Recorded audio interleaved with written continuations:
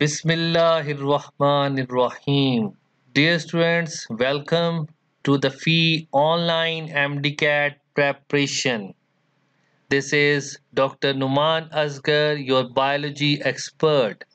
So let's start today's topic. Dark reactions of photosynthesis. सबसे पहले हम टर्मिनोलॉजीज को डिस्कस करेंगे। इसमें सबसे पहली टर्मिनोलॉजी है कि C3 पाथवे कि जो कैल्विन साइकिल है, जो डार्क रिएक्शन है, उसको C3 पाथवे क्यों कहते हैं?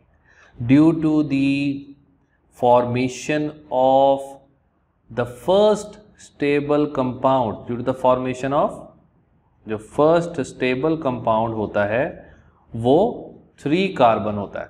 What is 3 carbon compound? So that's why इसको C3 पाथवे कहा जाता है। PGA इज फॉस्फोग्लिसरेट या फॉस्फोग्लिसरिक एसिड। ये वो 3 कार्बन कंपाउंड है जो सबसे पहला स्टेबल कंपाउंड बनता है, इसलिए इसको C3 पाथवे भी कहते हैं। और ये 3 कार्बन कंपाउंड, इसको PGA एब्रीवेशन है, तो ये आपको पता होने चाहिए क्योंकि इससे रिलेटेड भी MCQs आते हैं।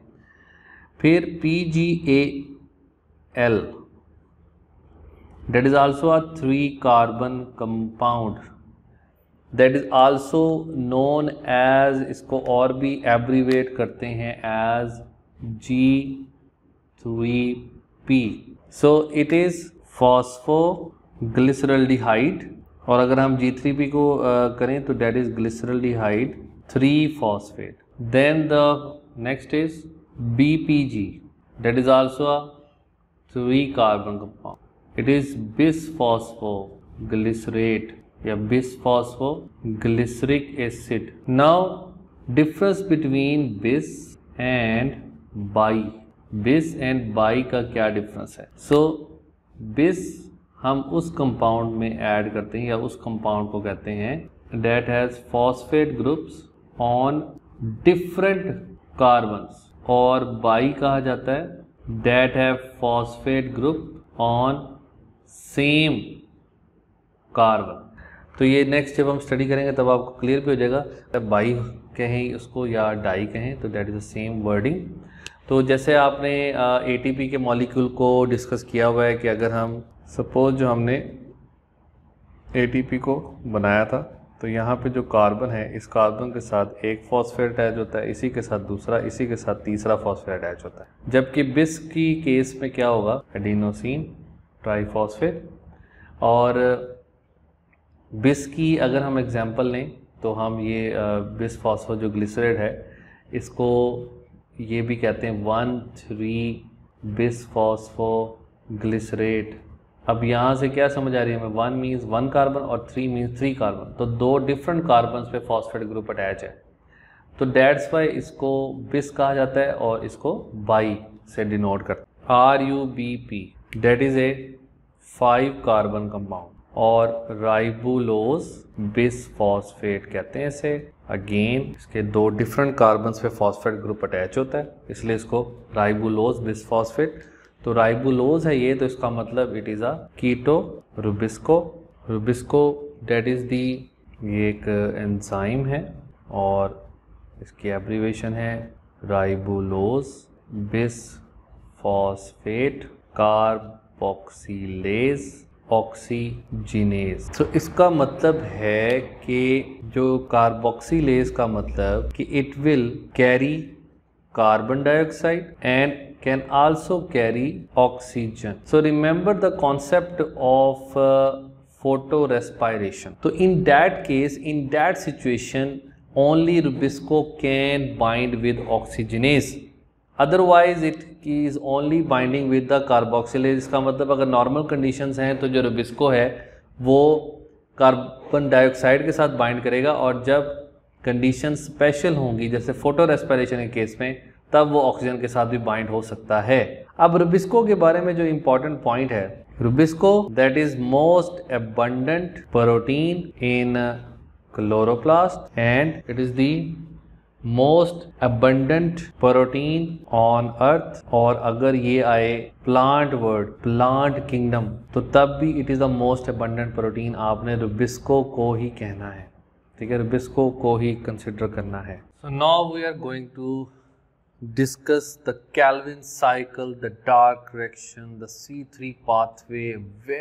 Very important to understand this pathway, this cycle. अब इस साइकिल के 3 स्टेप्स हैं। सबसे पहला स्टेप है carbon fixation, then reduction, then regeneration of RUBP, ribulose bisphosphate, जो हम इससे पहले डिस्कस कर चुके हैं। सो कैल्विन साइकिल तब स्टार्ट हो जाता है जब एक कार्बन डाइऑक्साइड राइबोलोज बिसफॉस्फेट के साथ, जिसको RUBP भी कहते हैं, एक कार्बन डाइऑक्साइड जब साइकिल में एंटर होके राइबोलोज बिसफॉस्फेट के साथ अटैच हो जाता है, तब कैल्विन साइकिल स्टार्ट हो जाता है। लेकिन हम इसको 3 कार्बन डाइऑक्साइड से शो इसलिए करते हैं ताकि हमें साइकिल की अंडरस्टैंडिंग में कोई प्रॉब्लम ना हो सके और इजीली हम इसे अंडरस्टैंड कर सकें।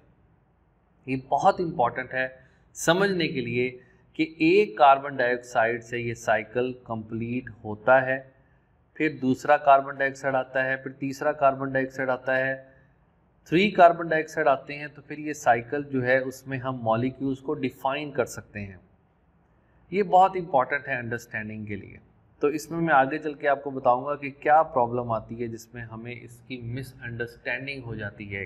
तो इसको पहले हम एक्सप्लेन कर लें, फिर हम आगे इसके कॉन्सेप्चुअल क्वेश्चंस की तरफ बढ़ेंगे। अब सबसे पहले ये 1,5 राइबोलोज बिसफॉस्फेट, ये 5 कार्बन कंपाउंड है, ये जो सर्कल्स हैं ये कार्बन को शो कर रहे हैं, और आप ये देख सकते हो कि कार्बन नंबर 1 और कार्बन नंबर 5 के साथ इसका फॉस्फेट अटैच है, इसलिए इसको बिसफॉस्फेट कहते हैं। अब ये टोटल कार्बन कितने हुए, 5 3s are 15 carbon, these are 15 carbon, और 3 कार्बन डाइऑक्साइड जो है वो इसके साथ एंटर हो रहे हैं।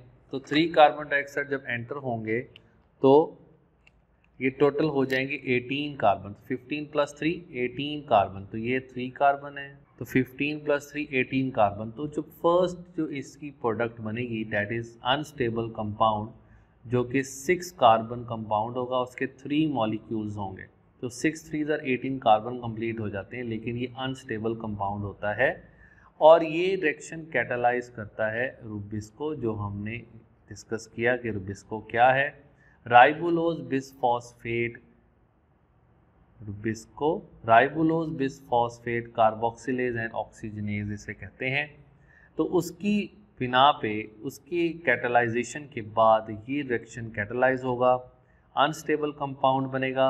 ये कंपाउंड बनते साथ ही स्प्लिट हो जाएगा इनटू 3 कार्बन कंपाउंड और उसके 6 मॉलिक्यूल्स बनेंगे, 1 2 3 4 5 6 मॉलिक्यूल्स ऑफ 3 कार्बन कंपाउंड। तो ये टोटल कितने कार्बन हो गए, इधर भी 18 कार्बन। तो these are very important points जो मैं यहाँ पे नोट कर रहा हूँ। तो 2 यानी कि 6 मॉलिक्यूल्स ऑफ 3 कार्बन कंपाउंड। अब ये 6 मॉलिक्यूल्स हैं इसके, यहाँ पे मेंशन करता हूँ 6 मॉलिक्यूल्स, तो इसको ब्रैकेट दे दी, इसका मतलब है 6 molecules of 3 carbon compound phosphoglyceric acid या फॉस्फोग्लिसरेट।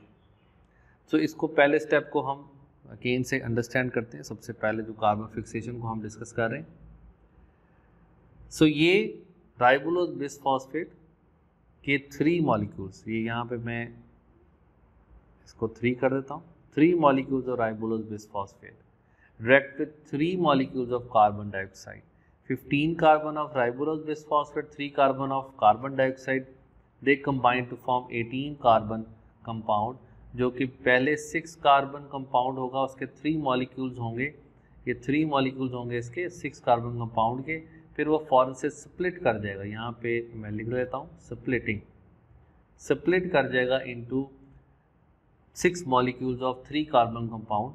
और यहाँ पे इसके जो फॉस्फेट है वो 3rd कार्बन पे अटैच है, इसलिए इसको 3-फॉस्फोग्लिसरिक एसिड कहते हैं या 3-फॉस्फोग्लिसरेट कहते हैं। नाउ अब क्या होगा, यहाँ पे ये था कार्बन फिक्सेशन यानी कि जो फर्स्ट स्टेप है। जो कार्बन डाइऑक्साइड एंटर हुई उसमें जो कार्बन मौजूद थी, now that becomes a part of this compound. ये स्टेबल कंपाउंड है, ये 3 कार्बन कंपाउंड है, इसलिए इसको C3 पाथवे कहते हैं।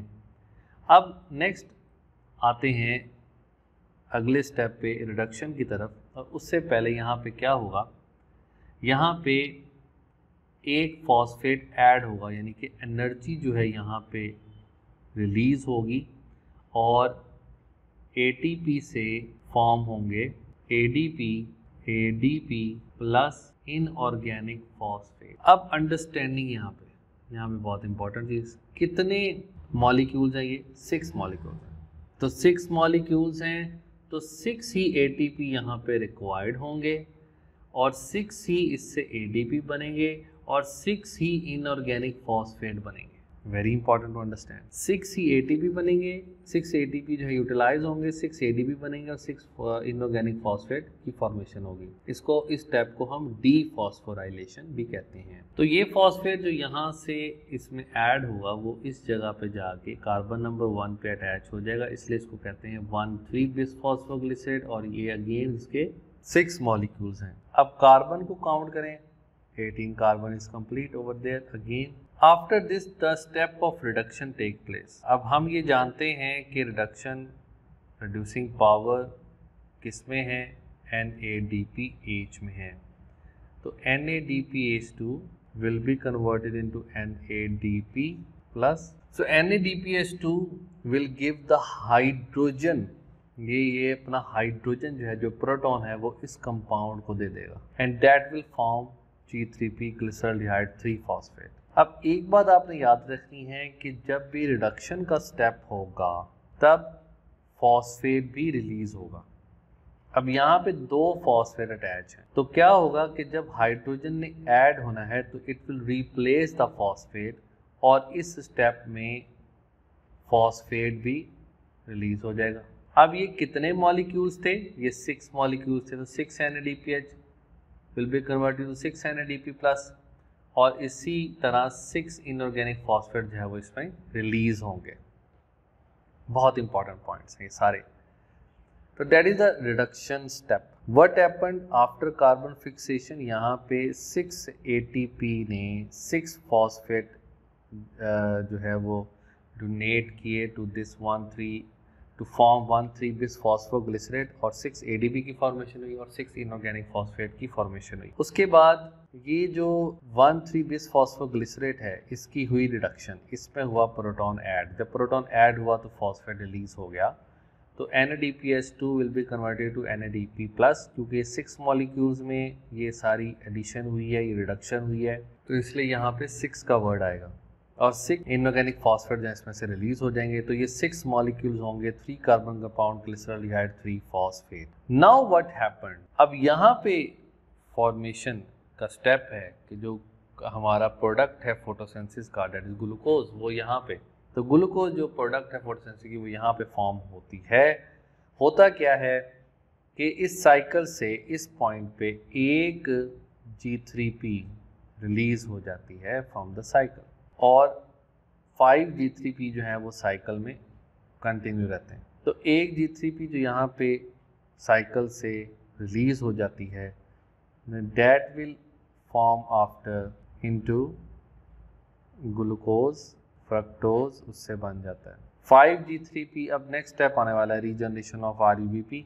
अभी जब 5 G3P यहाँ पे आपने ऑब्जर्व किया कि G3P के साथ जो फॉस्फेट अटैच हैं और एक G3P यहाँ से रिलीज हो गया तो एक फॉस्फेट भी साथ चला गया, तो ये पीछे 5 फॉस्फेट रह गए और 5 कार्बन कंपाउंड रह गए।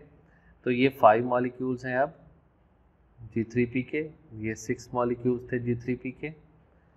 अब 5 मॉलिक्यूल्स जब साइकिल में कंटिन्यू होंगे तो क्या होगा?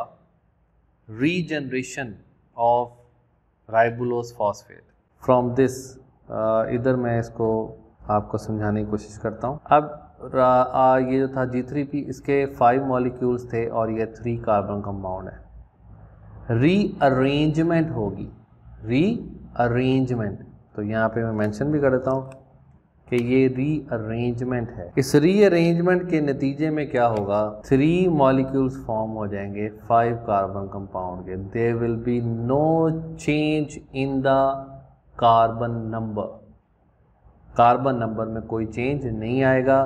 यहाँ पे भी 15 कार्बन थे, यहाँ पे भी 15 कार्बन ही रहेंगे। रीअरेंजमेंट होगी। द डिफरेंस इज डैट कि इस रीजन में क्या होगा कि अब क्योंकि रीअरेंजमेंट हो रही है तो यहाँ से जो 2 फॉस्फेट हैं वो रिलीज़ हो जाएंगे। 2 फॉस्फेट जो इनऑर्गेनिक फॉस्फेट है वो यहाँ से रिलीज़ हो जाएंगे।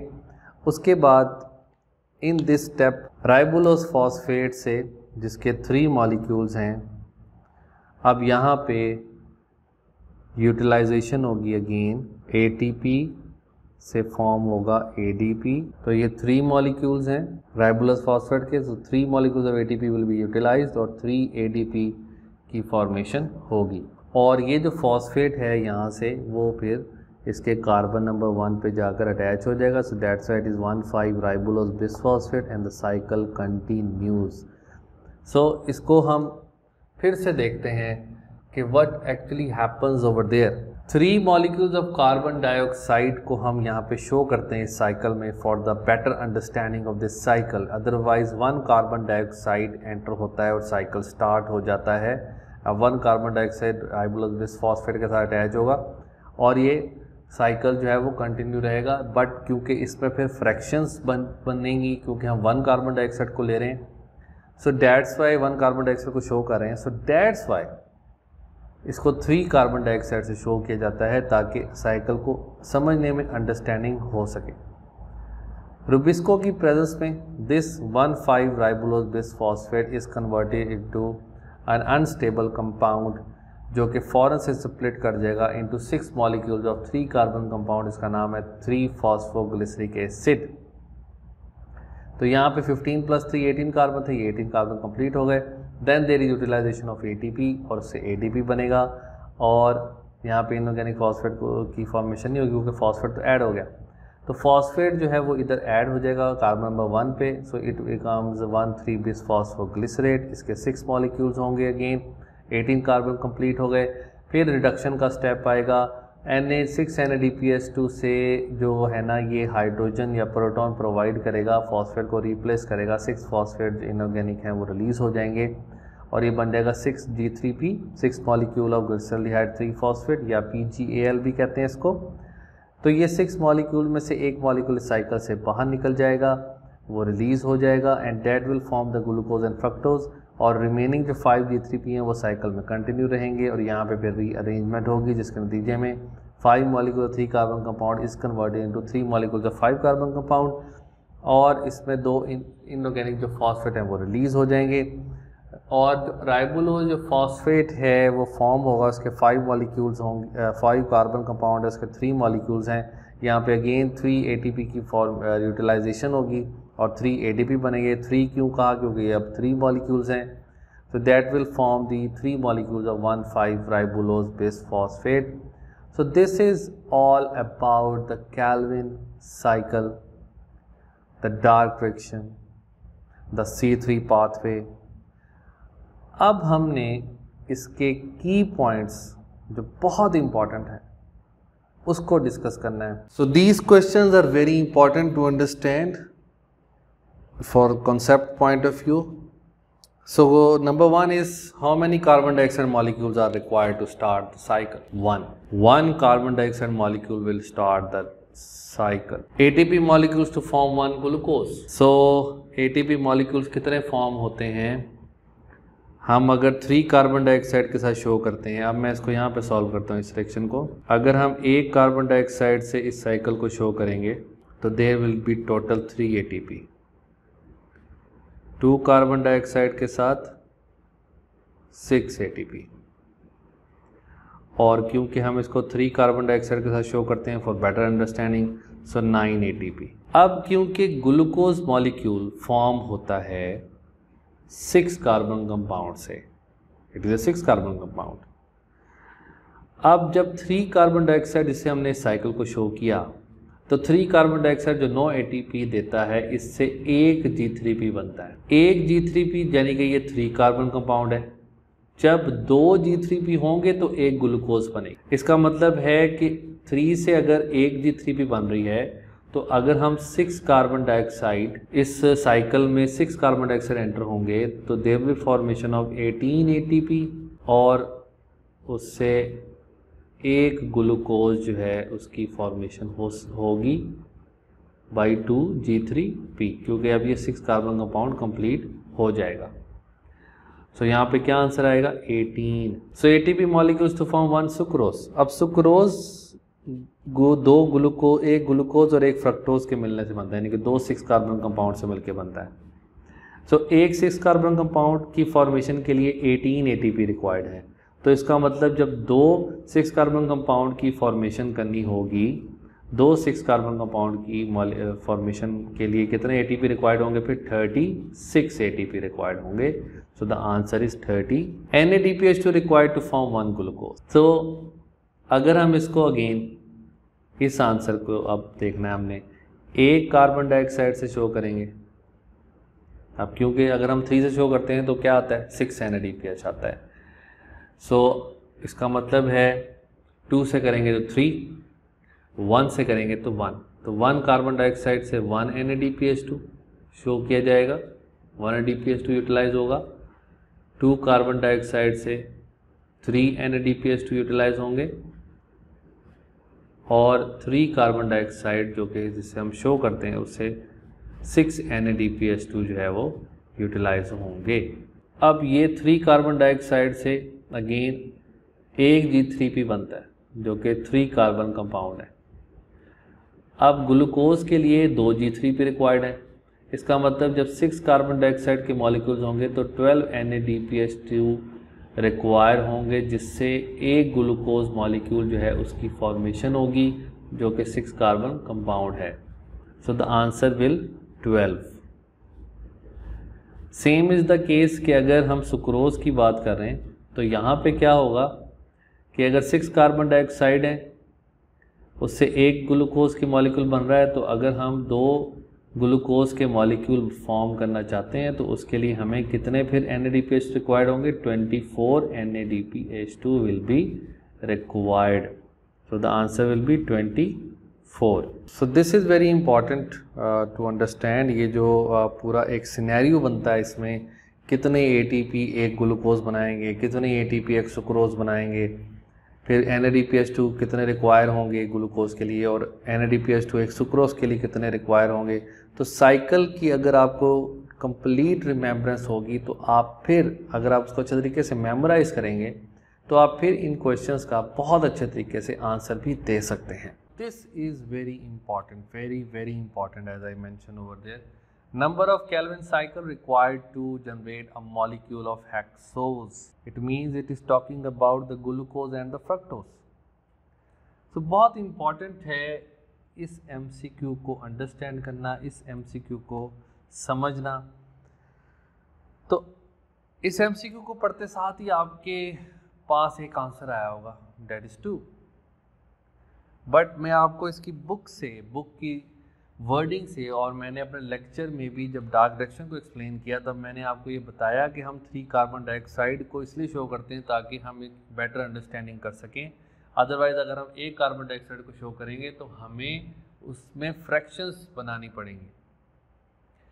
तो here is the lines of your book, या आपकी बुक की लाइंस हैं, इसको गौर से देखें। Keep in mind that we are following 3 molecules of carbon dioxide through the reaction, because 3 molecules of carbon dioxide are required to produce 1 molecule of carbohydrate, a triose. The Kelvin cycle begins when a molecule of carbon dioxide reacts with a highly reactive phosphorylated 5 carbon sugar named ribulose bisphosphate. The reaction is catalyzed by the enzyme ribulose bisphosphate carboxylase, also known as Rubisco. So these lines show very clearly that Kelvin cycle start हो जाता है जब एक carbon dioxide cycle में enter होती है तो एक हेक्सोज बनाने के लिए इसका मतलब है कि 6 कार्बन डाइऑक्साइड रिक्वायर होंगी। सो द आंसर विल बी 6। सो इस स्टेटमेंट को याद रखिएगा और इस आंसर को भी याद रखिएगा, क्योंकि ये बहुत इंपॉर्टेंट है अंडरस्टैंडिंग के लिए कि अगर हम केल्विन साइकिल्स के नंबर की बात करें कि एक हेक्सोज बनाने में कितने केल्विन साइकिल रिक्वायर्ड हैं, तो उसका आंसर 6 होगा। और आपकी बुक की ये लाइंस भी उसको वाज़े तौर पे सही साबित कर रही हैं कि ये जो आंसर है 6 that is very much correct, और 6 केल्विन साइकिल्स ही रिक्वायर्ड होते। So in this diagram you can observe the three phases और उनके ये जो केमिकल रिएक्शंस के थ्रू इसको यहाँ पे डिस्कस किया गया है, और इससे पहले हम इसको साइक्लिक तौर पे डिस्कस कर चुके हैं। अभी केमिकल रिएक्शंस देखें, यहाँ पे 3RuBP plus 3 carbon dioxide, this will form 6 molecules of 3 phosphoglycerate. Reduction का रिएक्शन क्या है कि 6 मॉलिक्यूल्स ऑफ 3 फॉस्फोग्लिसरेट के साथ 6 ATP और 6 NADPH फॉर्म होंगे। तो ये 5D3B जो कि स्टेप 3 में चले जाएंगे। Here you can see the step 3 over there. There is regeneration of RuBP and 1G3B yield to glucose and fructose. This one regeneration 5G3B जो next पास हो गए टू द साइकिल बस 3 ATP के साथ वो ज्वाइन करेगा और ये रीजनरेट करेगा राइबोलोज bisphosphate. So now check your knowledge by this MCQ. Here you can see in C3 plant the first stable product of photosynthesis during dark reaction is 3-phosphoglyceric acid, phosphoglyceraldehyde, malic acid और oxaloacetic acid. So अभी जो हमने discuss किया है सारा dark reaction Calvin cycle, तो उसमें आपको इसका आंसर बहुत इजीली फाइंड आउट हो जाएगा। सो the answer is beta. The source of hydrogen for carbon assimilation is NADPH, H2O, FADH2, RuBP. So remember the reducing part, that is NADPH. So this is the source of hydrogen. Next, ATP molecules required for synthesis of a glucose molecule in Calvin Benzel cycle. ये हमने discuss किया था अपने lecture में. So you can answer it very clearly. 18 ATP. Thank you very much and Allah Hafiz.